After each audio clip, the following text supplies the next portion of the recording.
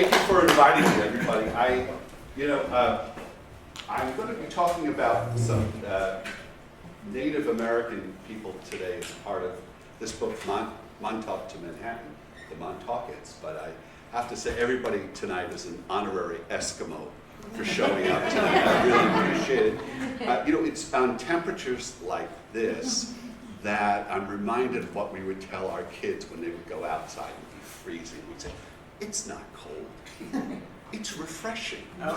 So that's how I feel tonight. I hope my talk tonight is equally refreshing. I just want to thank Pat Halpin coming tonight, the former county executive, bon vivant man about town, and also obviously an intellectual by coming here tonight. But I'm reminded of, when I think about Brightwaters, I think of another Democratic politician from this area, Thomas J. Downey. And I went to St. Anthony's High School. I was the student council president of St. Anthony's High School back when it was in Smithtown. And actually John Kennedy, who's now the controller, was in my class, and a couple of other folks. But I thought I wanted to go to law school and become a politician. Colette Coyne, who's here tonight, remembers my short-lived life as a would-be politician. But Thomas J. Downey, when he got elected as congressman here, it was on, I believe, the lower left-hand corner of the front page of the New York Times.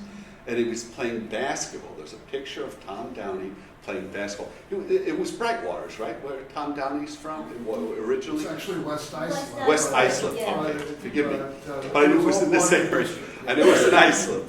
And I just remember saying, geez, how could I ever run? There's another guy named Thomas J. Downey, Thomas J. Maier. So I instead went down the journalism route. And as was mentioned, I actually delivered Newsday as a kid. And one of the things that you had to do, God forbid somebody asked you what's in the newspaper, you had to read the newspaper before it. And so I got to know Bob Greene, a guy who won 2 Pulitzer Prizes at Newsday, and I worked for him before he left Newsday. He retired. And then I worked for Newsday for 40 years. And I also went to Fordham University, which is run by Jesuits. And there was a Jesuit whose family used to own the old Brooklyn Eagle. This priest was named Raymond Schroth. And he taught journalism, but he taught a class specifically called American Biography. And that very much influenced me, as much as like Greene was kind of an inspiration journalistically. Schroth was an inspiration to me in terms of writing about American biography. We read a lot of different books. In fact, he was a very demanding teacher. One biography every week. In many ways, my career as a book writer is almost an extension of this class that I took many, many years ago at Fordham. And so I've tried not to write books that have been off of my beat. In other words, I certainly have covered a lot of crazy things on Long Island and New York and whatever, but I really haven't written anything off of my beat or anything like that. I've never been a ghostwriter. What I've tried to do, because I had a day job at Newsday, I've tried to write about things that interest me, that I thought were part of America, about America in our time, and about biographies in general. So the first book I did was about the Newhouse media empire. In fact, I later updated that book, and it has a lot to do with the Condé Nast magazines, with Anna Wintour and Tina Brown, and kind of the competition between them, but also about what media is about, what can we expect from a media. That was my first book. It was a very hard book to do because the guy Newhouse, who owned the company, his best friend was Roy Cohn. And anybody who had ever written about the Newhouses before had been sued for libel, and nobody wanted to go near this book because he owned Random House at the time.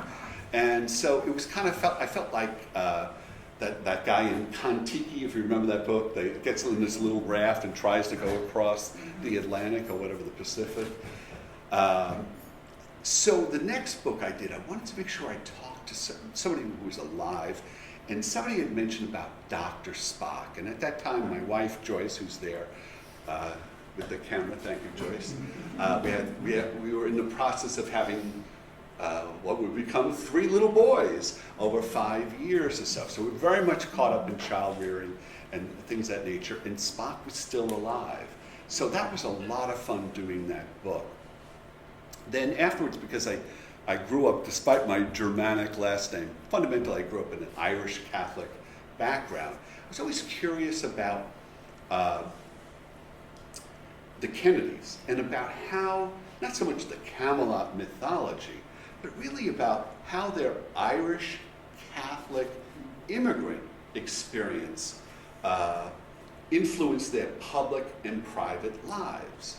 And it's amazing when you look at a painting, not necessarily this way, but if you suddenly look at the painting that way, how much more you can see suddenly that you hadn't seen before. So the relationship of Joe Kennedy with the Vatican, he was very close to the right-hand man of the Pope, and all those papers were up at the JFK Library, and they were just becoming available around 2000.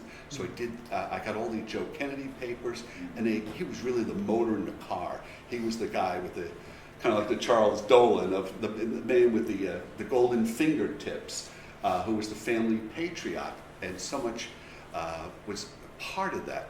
And so things like JFK's book, A Nation of Immigrants, that he wrote just before he ran for president. Imagine somebody writing A Nation of Immigrants books these days, given our politics. But things immigration was very restricted during that time period. A lot of Irish couldn't come over, as a matter of fact.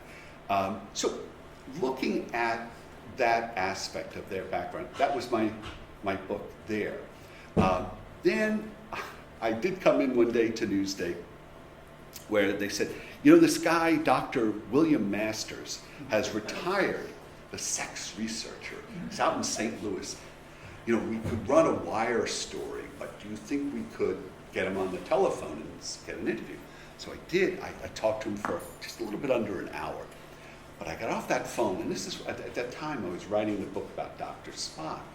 And so I got off the phone, I said, a man and a woman who are not married, then work together for the next 20 years, become married, become this international brand name of giving sex advice and love advice on Phil Donahue and all these other different programs. They become a brand name, and then after 20 years they divorce, and nobody knows why. There's got to be a book there. And so, it's funny because Newsday, at that point, just on a personal note, Newsday had been purchased by this horrible guy from Chicago, Sam Zell, who owned the Chicago Tribune. And all this crisis was going on. And my 3 kids now ready to go to college. So I said, oh boy, let's get going. We kind of come up with another book. And so I came back to that idea. And by that point, Masters had died, but Virginia Johnson was still very much alive. And she told me a lot of her story. And that book was so much fun.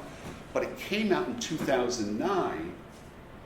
And if you remember, in 2009, it actually came out in March of 2009, which was at the very low point of the recession, the Great Recession that we had in 2009. And I said, people are if they're going to read anything, it's how to get a job, not about love and sex and all this other stuff. And then something magical happened. Remember that ad? I don't know if you're old enough, I think some of you may be. The New York Times that used to run an ad saying, oh, I got my job through the New York Times. And so I got my TV show through the New York Times. What happened was the New York Times reviewed Masters of Sex, that was the name of the book, on Friday, and then they ran it in the book review on Sunday. So suddenly, this book that I thought was going to be just a failure, it was caught up in the recession, nobody was buying this book. Suddenly, voila, Hollywood comes. And so that was a great experience. What happened was that Sony bought the rights. They eventually made the deal with Showtime. It was on for 4 seasons. And my wife Joyce and I would go out every year for about a week or so when they were filming out there. And it was so much fun. They would have the monitors, and if they were filming a scene here, the director would be here, the person checking the script would be next to him. And then in the next set of director seats watching it were these 2 characters from Long Island, Joyce and myself, watching this whole thing. And if you've ever hear them mention craft services, in fact, somebody on the Golden Globes this Sunday night thanked craft services. What the hell is craft services? My brother-in-law, his last name is Kraft. I thought it was, they come in and do the floors or something like that. No, craft services in Hollywood is this very nuanced way of providing food for everybody, the cast, all of the crew and everybody, and people love that, and they order all these different things. So learn about things like craft services. But I also got inside what it's like, about what a writer's room is like on a TV show, and they'll have a bulletin board and they'll have it all blocked out as if it was a D-Day invasion and such. So that was a really important experience that I had in just observing. And I said, as a writer, I said, wow, I'm watching all this stuff. Somehow I got to use this experience that I had, these 4 years, all the tensions between the directors and the cast and all that type of stuff. And then COVID came along, and I was working on a book that will be coming out in March, but I had to stop. It was a nonfiction book. I had to stop because with COVID, because everything closed down. And I said, maybe I could become a 68-year-old novelist. I've written all these books about biographies and histories, but I've never written a book about a fiction book. In fact, I wanted to do one years ago, didn't get off the ground, and my agent said, stick with nonfiction, we get paid that way, you never know what happens with fiction. So I listened to my agent, but now with COVID, I said, okay, let's try.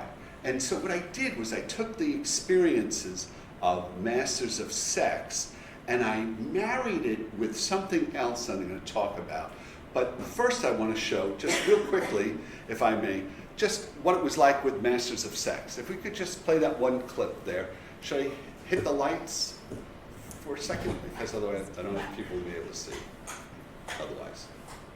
There we go.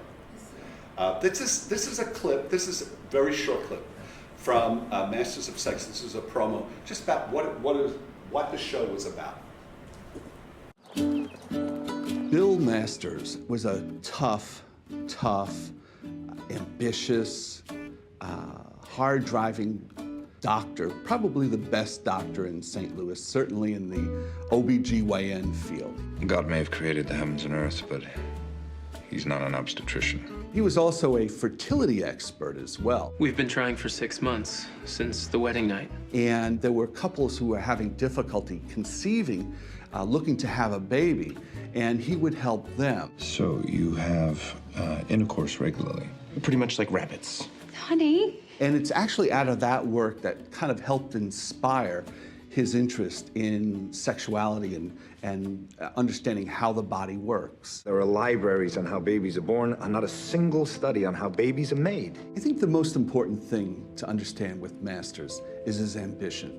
We are doctors, for Christ's sakes, and I simply want to answer the question, what happens to the body during sex? Behind all that ambition was a man who had a troubled childhood, who was very much determined to make a name for himself. He wanted to win a Nobel Prize. I want to make my name in uncharted territory. I want a Nobel Prize. And I think that ambition, the hurt from his own childhood, were some of the fuels that drove Bill Masters to become the famous character that he did indeed become.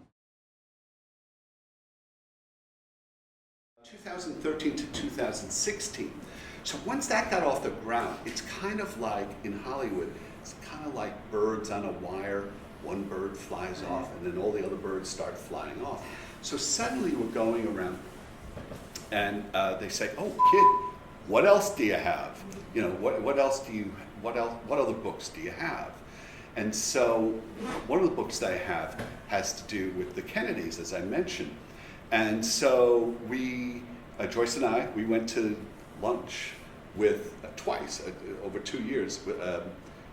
Both times we were out there with a guy named Peter Roth, who was the head of Warner Brothers, and he was this big impresario guy, and we were trying to get that Kennedy book off the ground, and that didn't happen there. And I realized, well, maybe things are not so easy, and then that book was also with Sony, which produced Masters of Sex. And the person that was pushing that actually was a very famous director, but actually he has subsequently died. He was a fairly old guy, but a very distinguished, well-known director. So that didn't get off the ground. But at lunch with this fellow, Peter Roth, he said, as I mentioned, what else are you doing? What are you thinking of writing next? And I said, well, I'm thinking of doing a book about two gangsters hired by the CIA to kill Fidel Castro. And we subsequently would call it Mafia Spies. So he said, great. And we tried to shop it as a drama, and then it didn't happen. And then I said, well, I'm going to finish the book. At that point, I hadn't even finished writing the book. And so when the book came out, a guy who did Dope Sick on Hulu, I don't know how much TV you watch, but there was a guy named Danny Strong, was a pretty big figure out there in Hollywood. He bought it, and they were going to make it as a drama. Then COVID came along, and so I was on the investigative team at Newsday one day at home when we were working from home during COVID, and my phone went off, and it's Danny Strong, and I'm on a Zoom call with my fellow colleagues, and I went into the other room, and he said, you know, I don't think we can sell this as a drama, but I think we can sell it as a docuseries. And so we did that as a docuseries. It was actually a lot of fun because I was in it, and that's something I was not involved. Certainly I was not an actor, God forbid. I'm not a good actor, but in Masters of Sex, you know, I was kind of kept a little bit at bay. But with this, I was very much involved. We were part of the filming. They came to our house and filmed and such. So it's a 6-hour docuseries, and that came out in July. It's still on Paramount Plus. I just checked yesterday. It's still on their app and everything, and it's also on Showtime on demand. So if I could, I'd just like to show a little clip of Mafia Spies. 2 seconds. The message had come. There's no living with Castro. The Soviet Union is putting missiles 90 miles from Key West. Kennedy was really keen on getting rid of Fidel Castro. Our operation must be delicate, refined. The big question was, how do we do this? The CIA came up with Operation Mongoose. A ridiculous plan. Probably a little crazy. The CIA wants to hire the mafia to kill Fidel Castro. Chicago mob boss, Sam Giancana. And Johnny Roselli with the Los Angeles Mafia ran this operation. They made a deal with the devil. This could be it. Nuclear annihilation. What could go wrong? We have reports far more detailed than anybody knew. Did you try and kill your lover, Fidel Castro? Yes. Poison pens, exploding cigars. Sex, deception. Murder. A hit on Frank Sinatra. If you talk, you die. Declassified documents is the gift of history that keeps on giving. It sounds crazy. It's truly a rogues gallery, and Castro is standing at the center of it. This was Cold War chess. If you played it, you could do well. Or you could do really bad.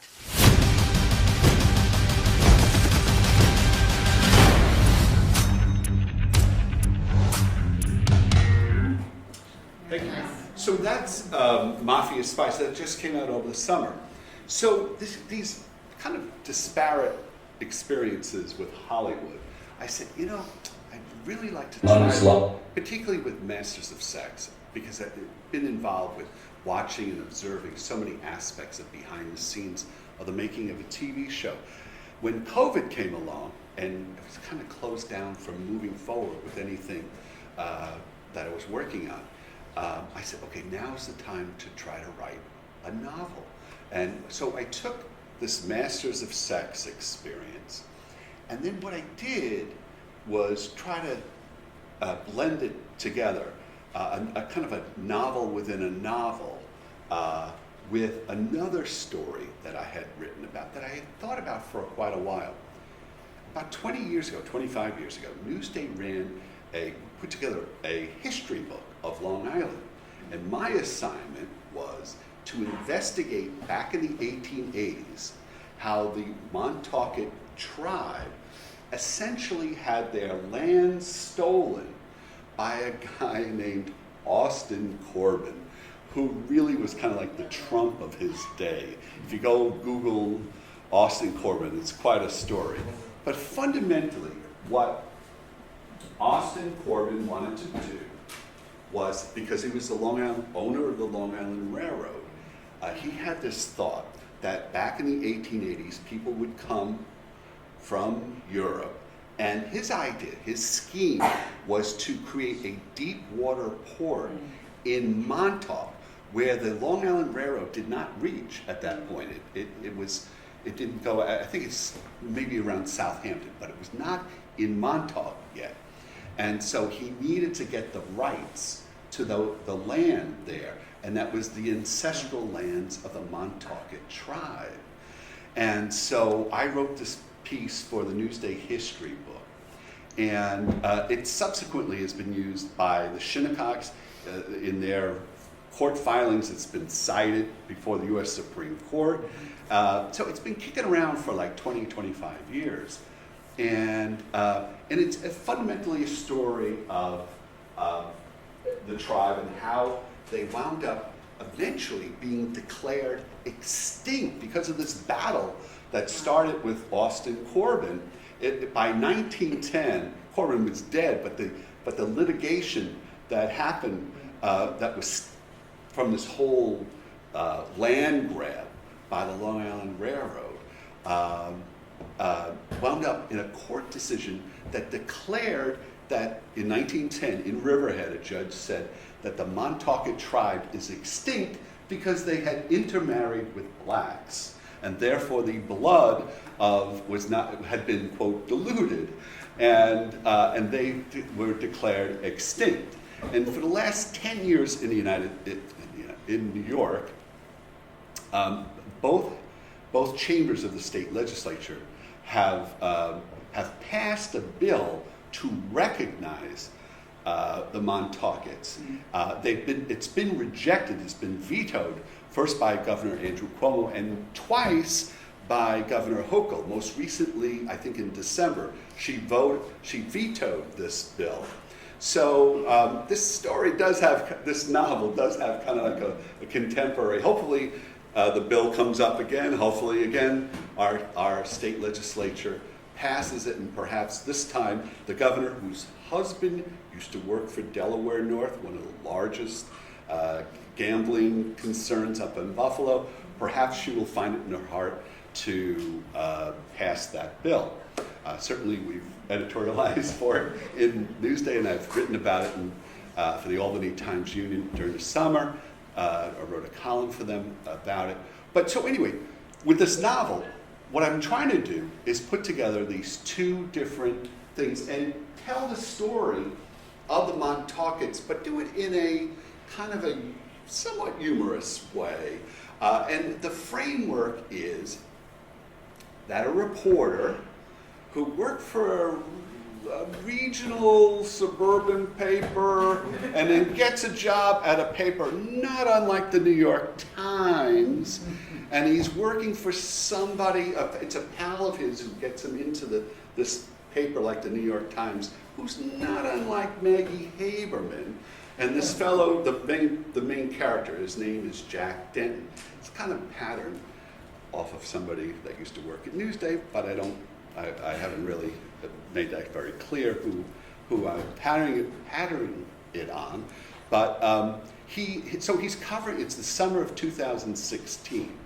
And this guy, Jack Denton, the main character, has written a historical fiction about, it's called The Lifeline, and it's kind of based upon this picture. This is a painting by a fairly well-known painter named Winslow Homer, and this painting hangs in the Philadelphia Art Museum.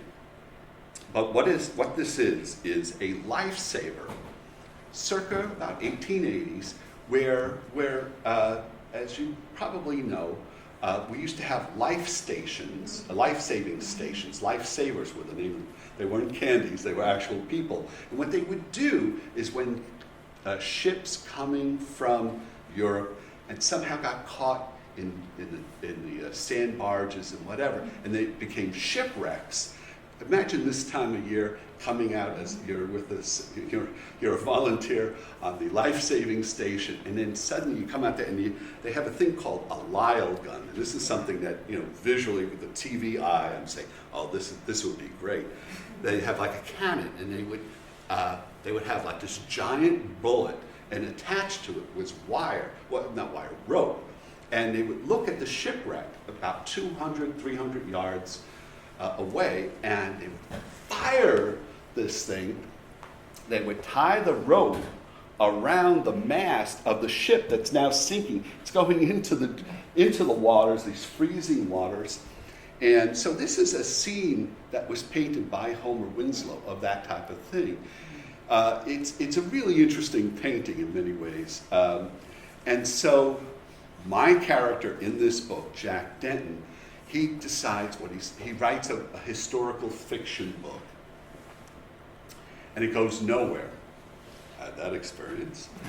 And lo and behold, Hollywood buys it. Somehow somebody picks it up. I've had that experience. Mafia Spies happened. Just somebody happened to see it, and they said, oh, let's make that into a TV show. So that's what's happening in this book. So they're kind of out in Montauk, the beginning of this novel. Jack Denton is sitting behind the director, watching this scene being filmed out in the waters of Montauk. They're trying to recreate this scene, and it tells a story about. As I said, it's a novel within a novel. So it's set in the summer of 2016. Jack Denton, the main character, he's going out watching this TV show, hoping that his life would be turned around, because everything else in his personal life is falling apart. His divorce, his wife hates him. His kids hate him.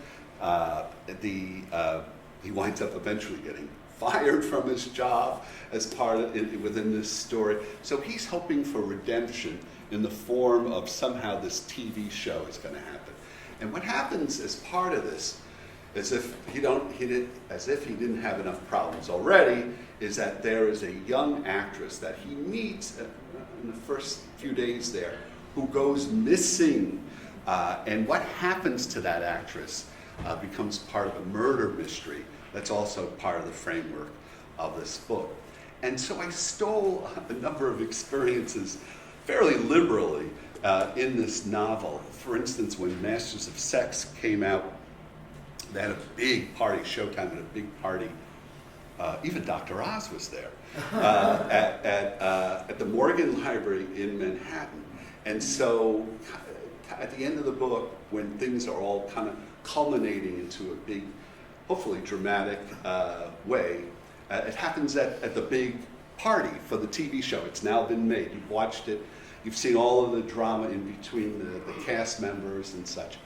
And now it's coming to fruition and at the Morgan Library. And so that came from an experience that I had. So I did incorporate a lot of things in there. So it's both the story of the Montaukets, what happened to them. It's kind of like what's happening with streaming right now. The person who's the director of the TV show is a person not unlike Harvey Weinstein. But it has a lot to do about Hollywood, about media, about family relations. It has certainly about the rise of Donald Trump, because this guy, his day job is working for the New York Times, covering the rise of Trump. In a time period when people say, wait a minute, could this guy really become president of the United States? And so I was really trying to capture, not right now, or it's certainly not since then, but at that moment, that inflection point, I think in America in 2016. And that's kind of like the backdrop that's playing throughout this whole novel. So it's part of that as well. So that's essentially what I'm here to talk about tonight. I hope I made some degree of sense with this. I know I did cover a fair amount of ground with this. But if you do get a chance, obviously, please read the books. I would be delighted, particularly Montauk to Manhattan. That's my little baby. It's done by a small publisher, and so I'm really hoping to. But before I do, I just wanted to show one last video of what it's all about.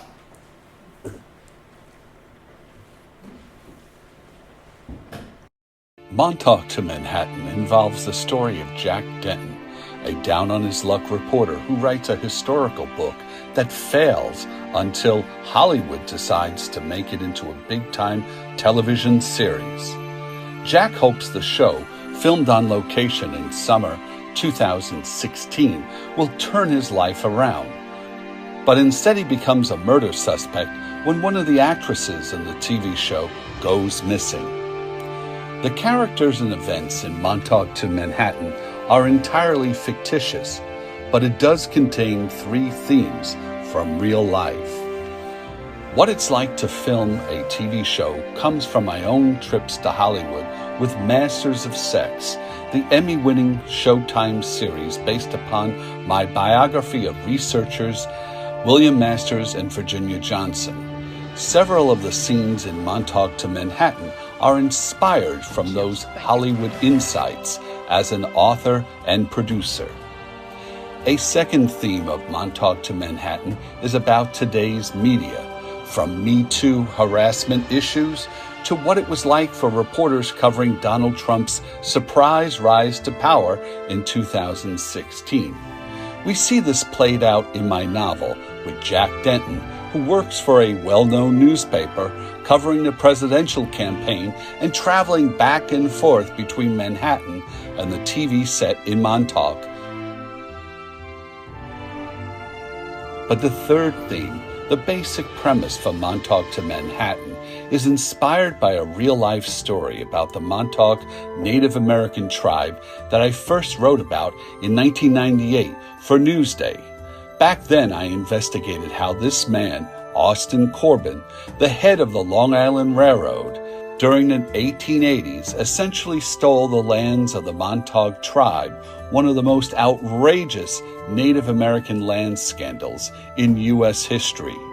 Corbin wanted to build a mile-a-minute super train that would take passengers arriving from Europe at a port in Montauk and quickly shuttle them to Manhattan. Not a bad idea, given how many shipwrecks occurred along the Long Island shoreway during that time period. But to do so, Corbin had to grab hold of the ancient lands of the Montauk tribe. This mistreatment by Corbin was just part of a larger process, which eventually led to a court declaring the Montauk tribe as extinct, a legal fight that is still going on today.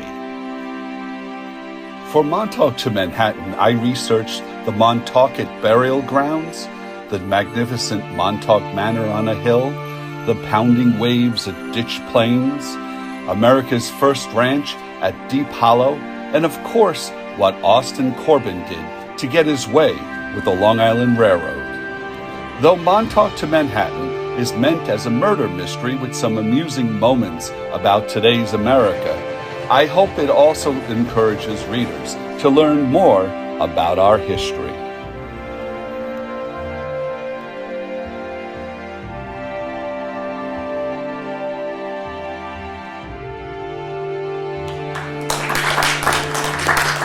See, I could have just shown you that in 3 minutes and I didn't have to talk at all.